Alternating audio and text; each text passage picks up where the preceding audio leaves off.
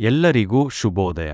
ಇಂದು ನಾವು ಚಾರ್ಜ್ಗಳ ಬಗ್ಗೆ ಮಾತನಾಡುತ್ತೇವೆ, ಹಾಗೂ ಏಕೆ ಇದನ್ನು ಎಲೆಕ್ಟ್ರಾನ್ ಫ್ಲೋ ಎಂದು ಕರೆಯುತ್ತಾರೆ ಮತ್ತು ಏಕೆ ಕನ್ವೆನ್ಷನಲ್ ಕರೆಂಟ್ ಎಂಬ ಪದ ಬಳಕೆಯಲ್ಲಿದೆ ಎಂಬುದನ್ನು ತಿಳಿದುಕೊಳ್ಳುತ್ತೇವೆ. ಮೊದಲು ಚಾರ್ಜ್ಗಳಿಂದ ಪ್ರಾರಂಭಿಸೋಣ. ಯಾವುದೇ ವಸ್ತುವಿಗೆ ಆಕಾರ ಮತ್ತು ತೂಕ ಇದ್ದರೆ ಅದು ಅಣುಗಳಿಂದ ಆಟಮ್ಸ್ ನಿರ್ಮಿತವಾಗಿದೆ. ವಾಸ್ತವವಾಗಿ ನಾವು ಎಲ್ಲರೂ ಕೂಡ ಅಣುಗಳಿಂದಲೇ ನಿರ್ಮಿತವಾಗಿದ್ದೇವೆ. ಈಗ ಅಣುವಿನ ರಚನೆಯನ್ನು ನೋಡೋಣ. ಅಣುವಿನ ಮಧ್ಯದಲ್ಲಿ ನ್ಯೂಕ್ಲಿಯಸ್ ಇರುತ್ತದೆ. ಅದರಲ್ಲಿ ಪ್ರೋಟಾನ್ ಮತ್ತು ನ್ಯೂಟ್ರಾನ್ ಇರುತ್ತವೆ. ಪ್ರೋಟಾನ್ ಮತ್ತು ನ್ಯೂಟ್ರಾನ್ಗಳ ತೂಕ ತುಂಬಾ ಹೆಚ್ಚಿರುವುದರಿಂದ ಅವು ಮಧ್ಯದಲ್ಲಿ ಸ್ಥಿರವಾಗಿರುತ್ತವೆ. ಅಣುವಿನ ಹೊರಭಾಗದಲ್ಲಿ ಎಲೆಕ್ಟ್ರಾನ್ಗಳು ಚಲಿಸುತ್ತಿರುತ್ತವೆ. ಎಲೆಕ್ಟ್ರಾನ್ ಮತ್ತು ಪ್ರೋಟಾನ್ ಎರಡಕ್ಕೂ ಚಾರ್ಜ್ ಮೌಲ್ಯ ಒಂದೇ 1.610 ಕೂಲಾಂಬ್. ಆದರೆ ಅವು ಪರಸ್ಪರ ಆಕರ್ಷಿಸುವುದರಿಂದ ಎಲೆಕ್ಟ್ರಾನ್ಗೆ ಋಣಾತ್ಮಕ ಚಾರ್ಜ್ ಮತ್ತು ಪ್ರೋಟಾನ್ಗೆ ಧನಾತ್ಮಕ ಚಾರ್ಜ್ ಎಂದು ಸೂಚಿಸುತ್ತೇವೆ. ವಿದ್ಯುತ್ ಕ್ಷೇತ್ರದ ದೃಷ್ಟಿಯಿಂದ ನೋಡಿದರೆ ಪ್ರೋಟಾನ್ನ ಕ್ಷೇತ್ರವು ಹೊರಗೆ ಹರಿದು ಒಳಗೆ ಸೇರುತ್ತದೆ. ಅದಕ್ಕಾಗಿ ಎಲೆಕ್ಟ್ರಾನ್ ಮತ್ತು ಪ್ರೋಟಾನ್ಗಳ ಚಾರ್ಜ್ಗಳು ಪರಸ್ಪರ ವಿರುದ್ಧವಾಗಿವೆ.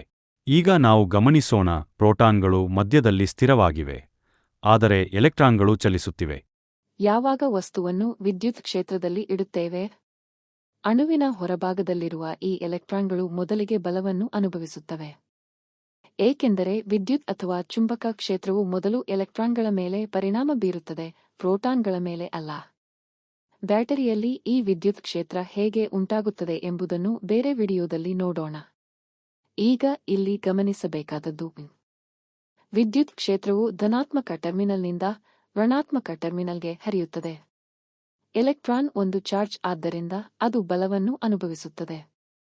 ಅದು ಧನಾತ್ಮಕ ಟರ್ಮಿನಲ್ ಕಡೆಗೆ ಆಕರ್ಷಿತವಾಗುತ್ತದೆ ಮತ್ತು ಋಣಾತ್ಮಕ ಟರ್ಮಿನಲ್ನಿಂದ ದೂರ ಸರಿಯುತ್ತದೆ. ವಾಸ್ತವದಲ್ಲಿ ಏನಾಗುತ್ತದೆ ಎಂದರೆ, ಎಲೆಕ್ಟ್ರಾನ್ಗಳು ಅಣುಗಳ ಜಾಲಕದಲ್ಲಿ ಲ್ಯಾಟಿಸ್ ಚಲಿಸಿ ಎಲೆಕ್ಟ್ರಾನ್ ಕೊರತೆಯಿರುವ ಧನಾತ್ಮಕ ಟರ್ಮಿನಲ್ ಕಡೆಗೆ ಸಾಗುತ್ತವೆ. ಇದರಿಂದ ನಮಗೆ ಒಂದು ವಿಷಯ ಸ್ಪಷ್ಟವಾಗುತ್ತದೆ. ವಿದ್ಯುತ್ ಕ್ಷೇತ್ರವನ್ನು ವಸ್ತುವಿನಲ್ಲಿ ಇರಿಸಿದಾಗ ನಿಜವಾಗಿ ಚಲಿಸುವುದು ಎಲೆಕ್ಟ್ರಾನ್ಗಳೇ. ಆದರೆ ಇತಿಹಾಸದಲ್ಲಿ ಬೆಂಜಮಿನ್ ಫ್ರಾಂಕ್ಲಿನ್ ಅವರು ಚಾರ್ಜ್ ದಿಕ್ಕನ್ನು ಊಹೆಯ ಆಧಾರದಲ್ಲಿ ನಿರ್ಧರಿಸಿದರು. ಅವರ ಪ್ರಕಾರ ಧನಾತ್ಮಕ ಚಾರ್ಜ್ ಹರಿವಿನ ದಿಕ್ಕನ್ನೇ ಕರೆಂಟ್ ದಿಕ್ಕು ಎಂದು ತೆಗೆದುಕೊಂಡರು. ಇದನ್ನೇ ನಾವು ಕನ್ವೆನ್ಷನಲ್ ಕರೆಂಟ್ ಎಂದು ಕರೆಯುತ್ತೇವೆ. ನಂತರ ಜೆ ಥಾಮ್ಸನ್ ಅವರು ಎಲೆಕ್ಟ್ರಾನ್ ಅನ್ನು ಕಂಡುಹಿಡಿದರು. ಅದರ ಮೂಲಕ ನಿಜವಾಗಿ ಹರಿಯುತ್ತಿರುವುದು ಋಣಾತ್ಮಕ ಚಾರ್ಜ್ ಎಂದು ಗೊತ್ತಾಯಿತು.